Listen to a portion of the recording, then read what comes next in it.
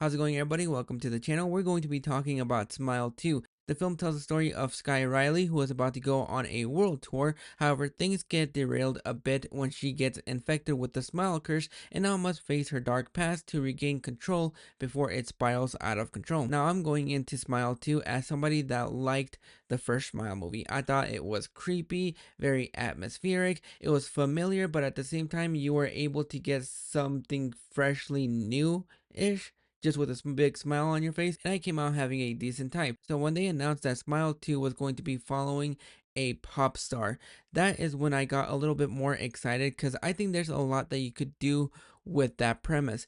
And boy, I was not prepared for what I experienced with this movie. Starting off with the pros for this movie, Naomi Scott absolutely kills it in this role. She was the main reason that I was really excited for this movie because I think she is a underrated talent when she is in a supporting role. I don't think I've ever seen her be the lead in a project until now, and she handles this with just absolute grace and perfection. She delivers everything that she has to, because you could have easily made this character just a one-dimensional pop star character that gets infected with this curse and now weird shit happens, but they gave her a backstory so that when the weird shit happens, everybody around her is able to not really figure out what's actually going on. Because one of the things about her character is that she used to be an addict. So now whenever she is starting to slowly lose her mind because of this smile curse,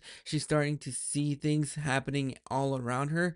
It makes everybody around her kind of question if she's going back to that life or what's actually going on, if it's just her being sleep deprived because of everything she has to go through, not only with this world tour that she is supposed to be leading, but with also trying to gain the respect that she used to have before the tragic event happened with her fans and the public, so that in case something does happen to her or she does something, then it can't be really pointed back at her. And this movie could have been a big pile of shit, but Naomi Scott would have been the real standout of this movie, and she absolutely is the biggest standout for this movie. Not only her, but Parker Finn, who is coming back to write and direct this movie, he took what made the first movie work and just amp it up a little bit more. You can definitely see the budget in here, not only just with the size and the scope of this movie, but also with a lot of the camera work that he does. I thought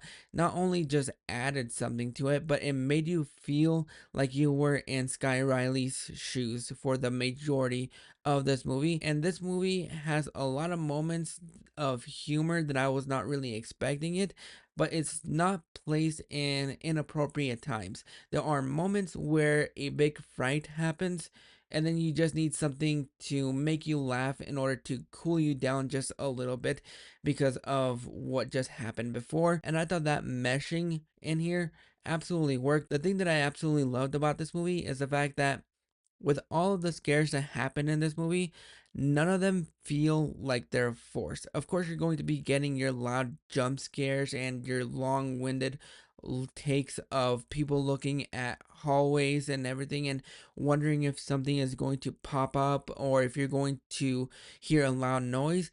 It's hard for me nowadays to see a horror movie and get a genuine scare out of me because I know exactly when a scare is going to happen, and I know exactly, and I can easily time it so that when the scare happens, I can just easily predict it. But with the way that Parker Finn is able to handle the jump scares in here, not only are they well done, but if you are somebody that easily gets frightened, this is going to be one of the longest anxiety filled rides for you because that's exactly what happened with me. And I thought the scares in here were done pretty well. Not only were the jump scares really effective, but the way they used the smile curse and the people smiling, and I love and appreciated the fact that Parker Finn was able to take this curse, not only just expand on it, but also use it in a very creative way. And there were so many moments where a lot of that smile just absolutely worked. Whether you're talking about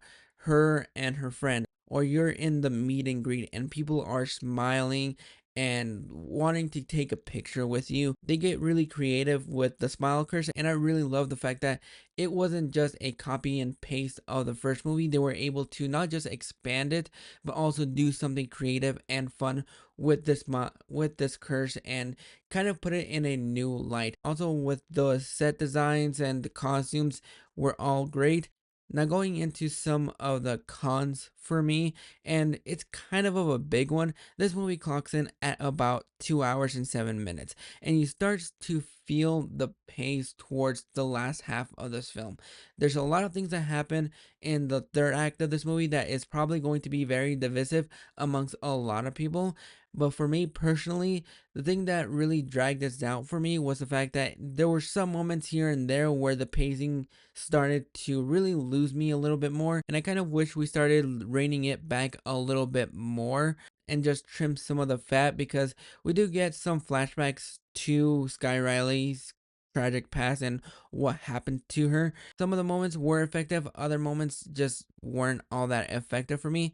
And I think the biggest issue that a lot of people might come out with it is just the way that the movie wraps up. I have no idea exactly what was going on. I probably need to watch a couple of explainer videos, because the way that the movie wraps up, it might ruin the way that I see the entire film, and it just might end up souring me on the entire film. But as far as a horror sequel goes, if you loved the first movie, or if you enjoyed the first one to a mild success, I think you're going to come out really pleasantly surprised with Smile 2.